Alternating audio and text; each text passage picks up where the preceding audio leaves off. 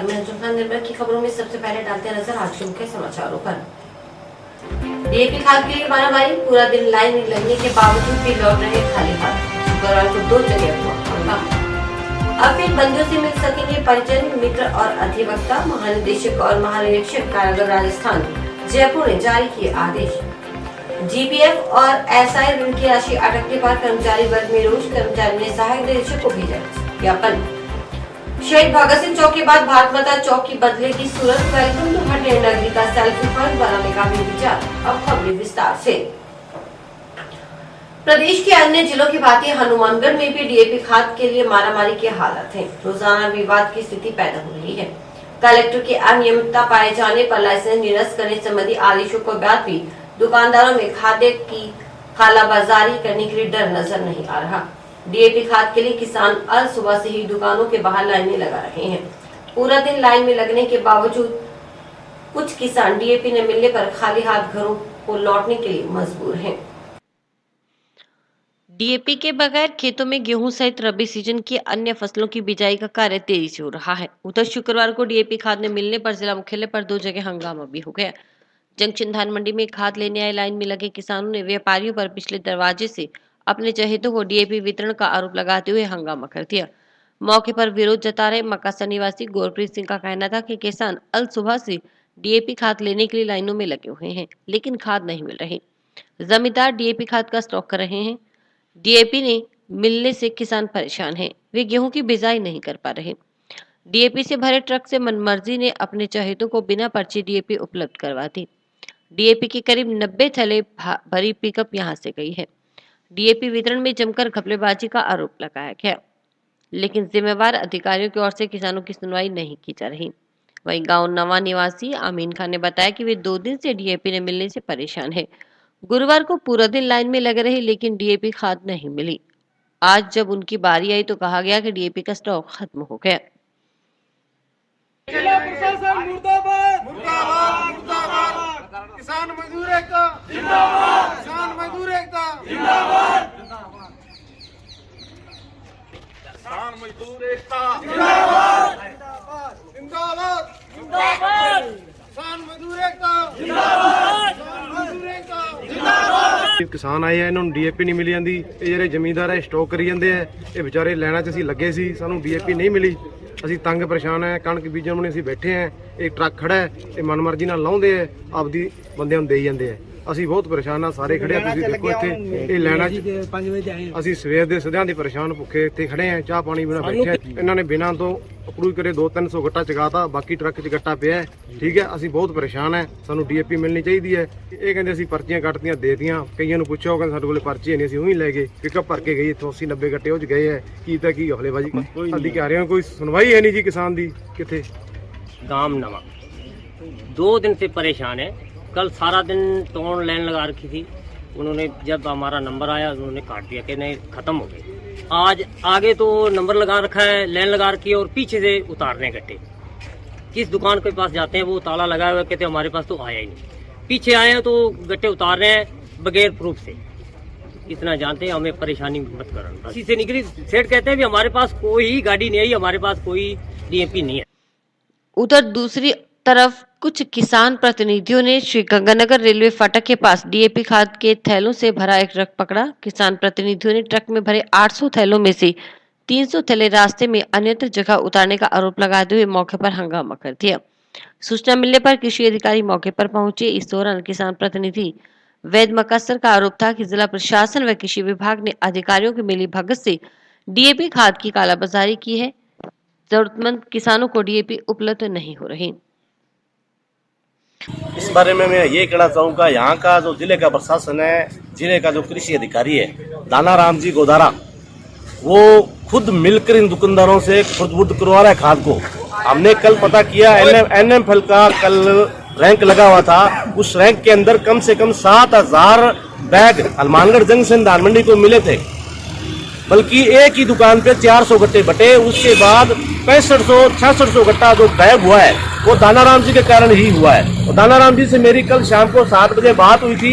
वो कहते हैं कि हमारे को बार बार परेशान करने की जरूरत नहीं है, हम आपकी गोली नहीं लगे हुए यहाँ पे। तो मेरा ये कहना है कि दानाराम जी गोदारा जब तक यहाँ से नहीं जाएगा तब तक ये हाल ऐसा ही बना रहेगा। मौके पर मौजूद सहायक कृषि अधिकारी हरविंदर सिंह बराड़ ने बताया कि इस ट्रक में 300 थैले टाउन की मित्तल एंड कंपनी के हैं, जबकि 500 थैले जंक्शन की मोहत एंटरप्राइजेस के हैं। शक हुआ तो दुकानदार को यह कह दिया गया कि जब तक यह थैले दुकान में पूरे नहीं आएंगे तब तक इनका वितरण नहीं किया जाएगा। इस पर दुकानदार सहमत हो गया और गलती स्वीकार करते हुए कहा कि वह सभी थैलों का वितरण करवा देगा।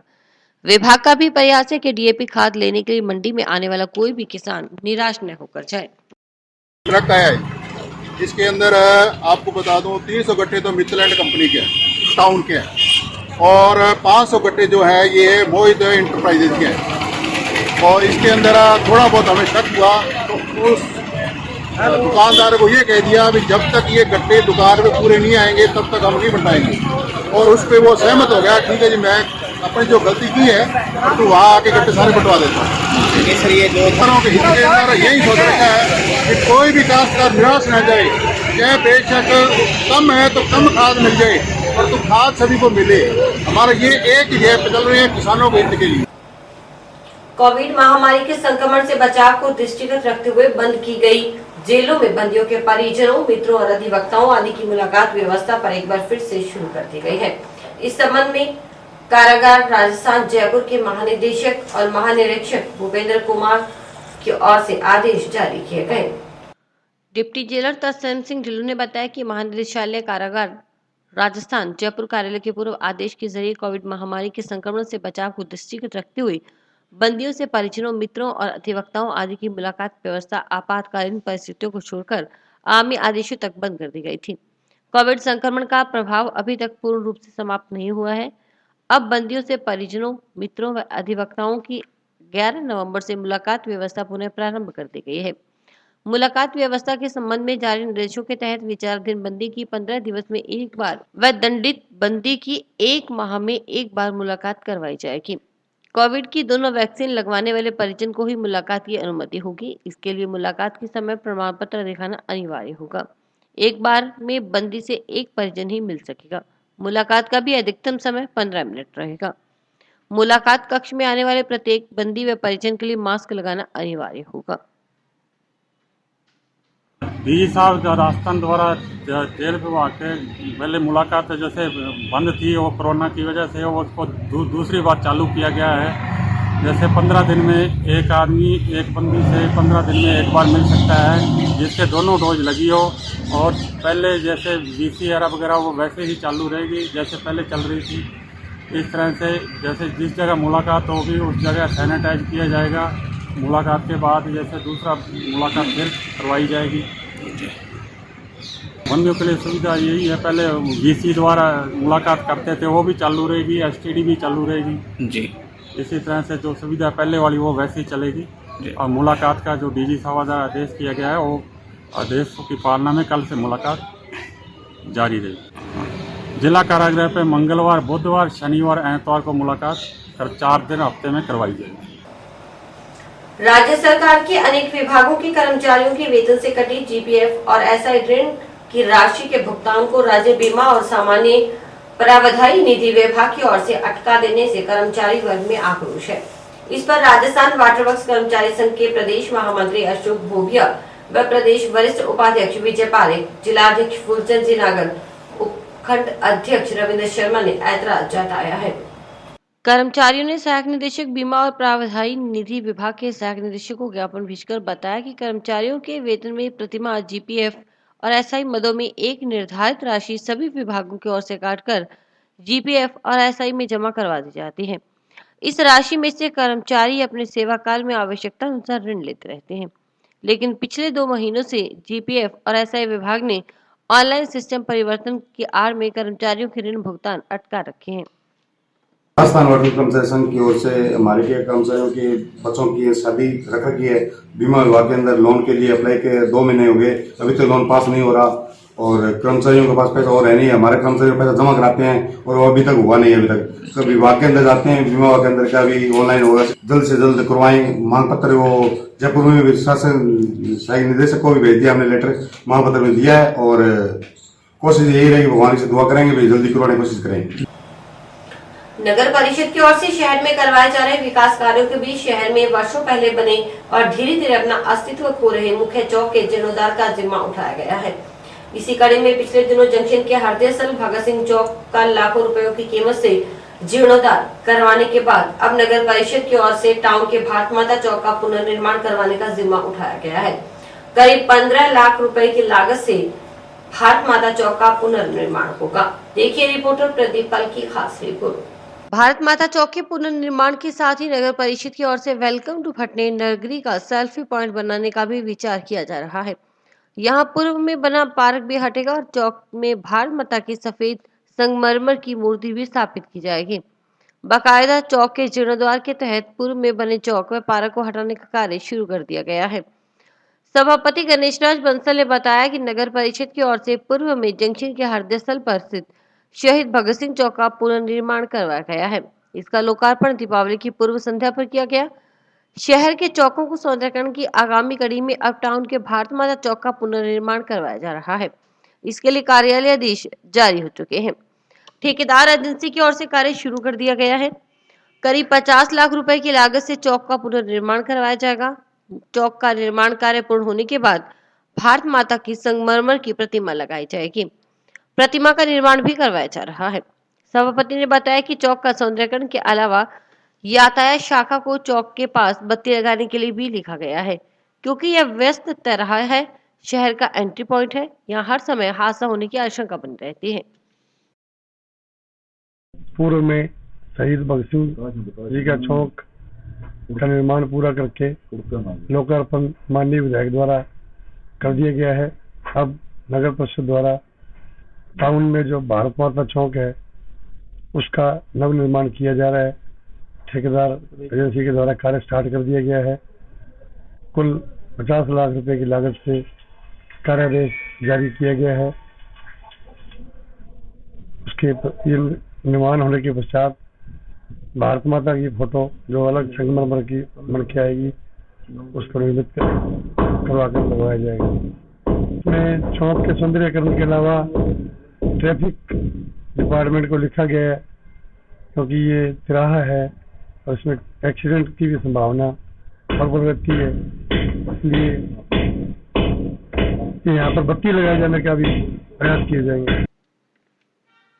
वहीं निर्माण समिति अध्यक्ष पार्षद सुमित अरोड़ा ने बताया कि पूर्व में भारत माता चौक में बना हुआ था, अब सौंदर्यीकरण के तहत पार्क को हटाकर चौक का भव्य रूप दिया जाएगा।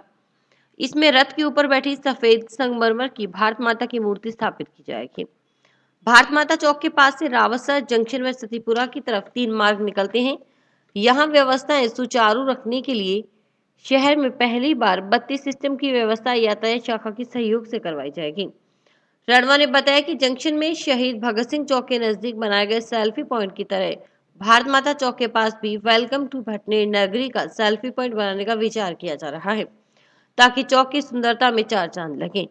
31 मार्च तक चौक के पुनर्निर्माण का कार्य पूरा करवाने का प्रयास होगा। सभापति ने कहा कि वे खुद पुनर्निर्माण कार्य की मॉनिटरिंग करेंगे। हनुमानगढ़ के द्वारा भगत सिंह चौक का सौंदर्यीकरण करने के बाद अब जो टाउन में स्थित भारत माता चौक है उसका निर्माण कार्य शुरू कर दिया गया है।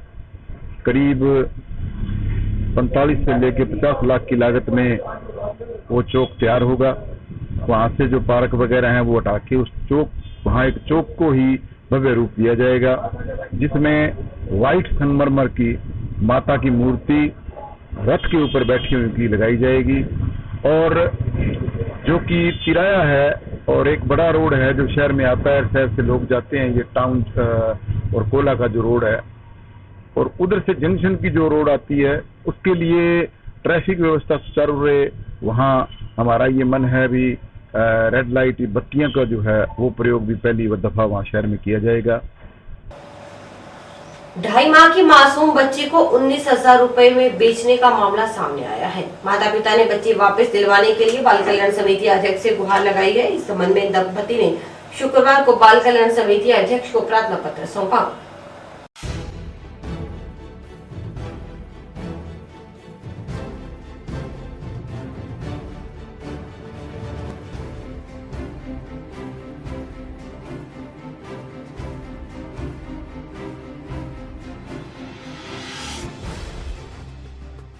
जब ये दोनों पति पत्नी कोरोना पॉजिटिव आ गए थे, कोरोना पॉजिटिव आने के वजह से इनका एक धर्म भाई बना हुआ था, काड़ाबाड़ी गांव का है वो, हरियाणा से। उन्होंने कहा कि आप इस बच्ची को मार दोगे, कोरोना हो जाएगा इसको, और आप मुझे दे दो। इन्होंने दे दी उसको, कहा मैं आपकी भाभी को दे देता हूँ, मुझे भाभी आपकी संभाल लेगी। जो लेडीज़ को बना के लेके पहले वो बोल रहा था मेरी इसकी भाभी है, अब वो कहते मेरी बहन है। और वो यहाँ पे हमने क्या 97 CRPC का आवेदन किया था SDM साहब के सामने। उन्होंने थाना चौकी को लिख दिया था टाउन। थाना से वो हवलदार जी गए थे वहाँ पे काड़ाबाड़ी, 3 दिन रुक के आ गए। वो लेडीज उस बच्ची को लेके फरार है। बच्ची 6 महीने की है और माँ के पास रहना बहुत अति आवश्यक है, लेकिन लगभग मुझे ऐसा लग रहा है कुछ हो नहीं रहा है। पुलिस कुछ भी नहीं कर रही है, एक फॉर्मेलिटी है। अगर टाउन जाते हैं तो चौकी भेज देते हैं, चौकी जाते हैं तो टाउन भेज देते हैं। कल्याण समिति को प्रार्थना पत्र हम दे चुके हैं सर, वहाँ भी कुछ नहीं, वहाँ बाल कल्याण समिति को हमने प्रार्थना पत्र दे दिया है। और परिवादियाँ लगातार गाड़ी पे गाड़ी लेके कभी कहीं घूम रही है बच्ची को ढूंढने के लिए। पंचायत अब उन लोगों ने कहा कि हमारी बच्ची के भरण पोषण के लिए 19,000-20,000 खर्चा हुआ दो। इन्होंने ई मित्र से उनको पैसे डलवा दिए उसकी बच्ची के खाते में, उसके बावजूद उन्होंने बच्ची देने से मना कर दिया। राजकीय बालिका उच्च माध्यमिक विद्यालय मक्कासर में साइकिल वितरण कार्यक्रम का आयोजन हुआ। कार्यक्रम के मुख्य अतिथि जिला परिषद डायरेक्टर मनीष मक्कासर व सरपंच बलदेव मक्कासर थे। कार्यक्रम की अध्यक्षता प्रिंसिपल विनोद कुमारी ने की।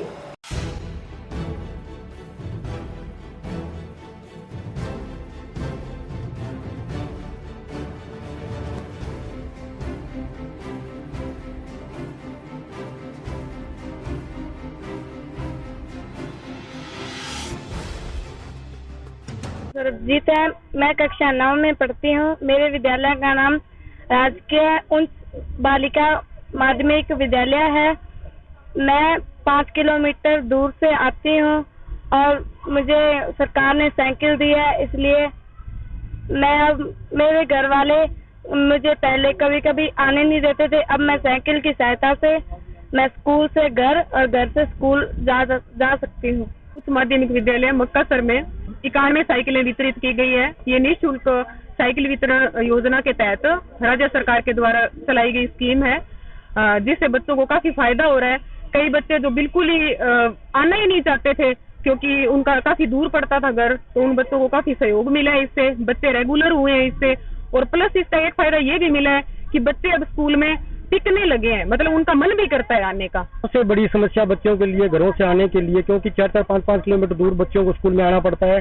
कुछ बच्चियां डाणियों से आती हैं, तो गरीब परिवार से कई बच्चे बेचारी, उनको सबसे बड़ी परिवार वालों की समस्या होती थी उनको रोजाना यहाँ पे छोड़ के जाना और लेके जाने के लिए, वरना बच्चों को पैदल भी आना यहाँ पे पड़ता था। कुछ बच्चियां इस आने जाने सफर की वजह से स्कूल में पढ़ाई करने के लिए नहीं आ पाती थी। पर राजस्थान सरकार का मैं धन्यवाद देता हूँ मेरी ग्राम पंचायत मक्कासर और पूरे ग्राम के स्टाफ और स्कूल स्टाफ की ओर से, जिन्होंने मेहनत करके इन बच्चों को अच्छा पढ़ाया और इनको साइकिलें वितरण की गई है राजस्थान सरकार की ओर से। तो इसका गांव में और भी अच्छा संदेश जाएगा। जो बच्चा पढ़ना चाहती हैं उन्हें स्कूल में ड्रेसें भी वितरण होने लग गई। 1 से 8वीं क्लास तक फ्री इनको ड्रेस है जो स्कूल की, वो भी मिलने लग गई। सरकार से एक निवेदन हो रहा है, राजस्थान की सरकार से, यहाँ के स्थानीय जनप्रतिनिधि जो सरकार में बैठते हैं, चाहे हनुमानगढ़ के जितने भी विधायक हैं, कि जो ये छात्रवृत्ति आती है बच्चों की निर्माण, इसमें श्रमिक निर्माण में सह निर्माण का एक योजना है। नरेगा के तहत जो परिवार काम करते हैं उनके 90 दिन उनका मजदूर कार्ड बना हुआ है, वो छात्रवृत्ति अभी तक लंबित पड़ी है। और बच्चे गरीब परिवार को, मजदूर वर्ग को अगर छात्रवृत्ति आ जाए तो बच्चों की ड्रेसेज, उसका सर्दी का रही है गर्म कपड़ा ले सके। और अभी वक्त है एक ब्रेक का।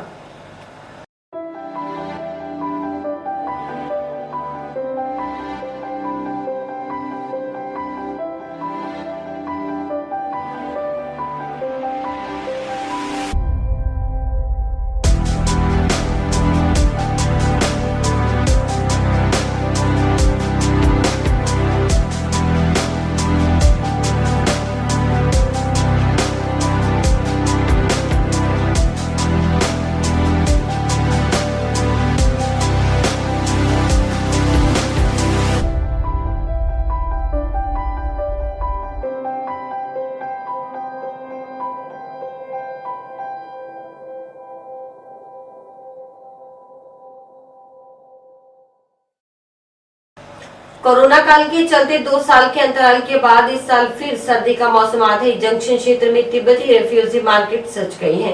मार्केट में सभी प्रकार के जैकेट, स्वेटर, शॉल सहित सर्दियों से बचाव के अन्य वस्त्र उपलब्ध हैं।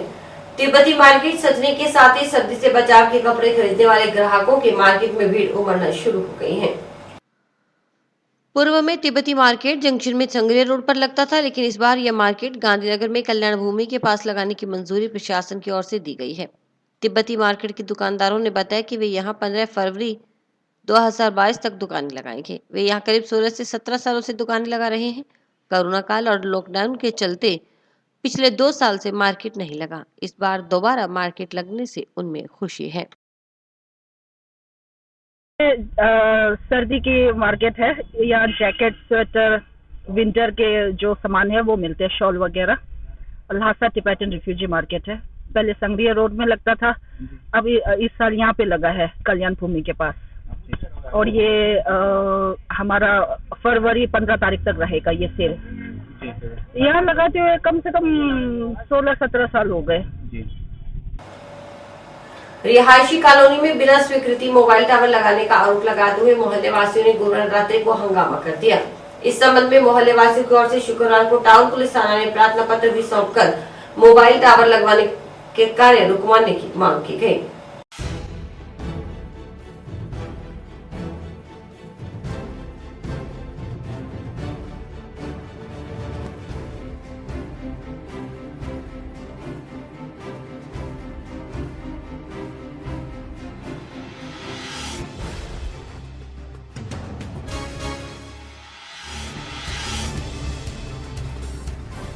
वार्ड नंबर 25 टीबी रोड के पास मोहनलाल शर्मा द्वारा सिंधी मोहल्ला में आवासीय कॉलोनी में नाजायज रूप से मोबाइल टावर लगाया जा रहा है, जिसका मोहल्ला वासियों ने डट के विरोध किया। वह पुलिस थाना हनुमानगढ़ टाउन में इसके बारे में रिपोर्ट दर्ज करवाई गई है। इसकी सूचना श्रीमान जिला कलेक्टर व अन्य स्थानों पर इसकी रिपोर्ट दे दी गई है। ये जो टावर लगा है वो स्वास्थ्य की दृष्टि से हानिकारक है, तो इसलिए हमारा विरोध जारी रहेगा। अगर जरूरत पड़ी धरना प्रदर्शन की तो पूरा मोहल्ला इस बात के लिए तैयार है। से बात की तो मालिक ने ये कहा कि मैं आपसे आके बात कर लूंगा। वो अभी आज तक उसने कोई बात नहीं की और वो कहता मेरे पास एनओसी है, जबकि इस प्लाट का पट्टा भी नहीं बना हुआ। उसने एनओसी के नाम पे झूठ बोला है और ये बात जो स्वास्थ्य की दृष्टि से हानिकारक है, इसलिए मोहल्ले वालों ने इसका विरोध भी किया है।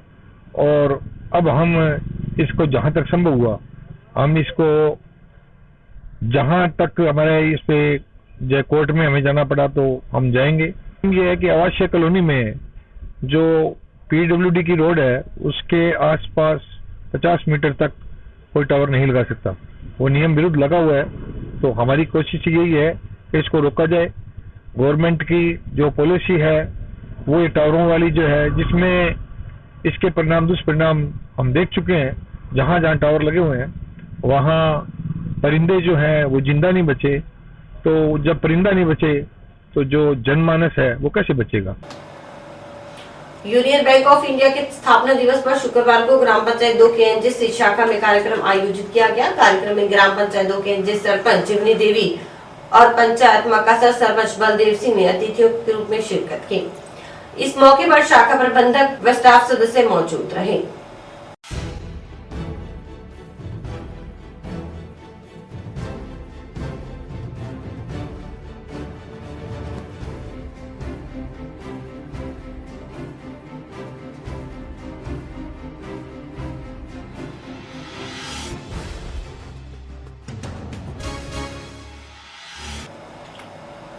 फर्जी दस्तावेज तैयार कर शिक्षिका की नौकरी हासिल करने के मामले में प्रदेश के राजसमंद जिले की राजनगर पुलिस की ओर से गिरफ्तार की गई आरोपी इंदिरा कुंगर को लेकर पुलिस शुक्रवार को हनुमानगढ़ आई। फर्जीवाड़े के संबंध में राजनगर पुलिस थाना में दर्ज मुकदमे में आरोपी इंदिरा कुंगर मूलतः हनुमानगढ़ टाउन निवासी है। रामनगर पुलिस ने इस प्रकरण में इंदिरा कुंगर से पूछताछ में फर्जी दस्तावेज तैयार करने में सहयोग करने वाले लोगों और टाउन पुलिस थाना में पूछताछ की और बयान लिए। और इसी के साथ समाचार समाप्त हुए। रोजाना देखते रहिए समाचार। नमस्कार।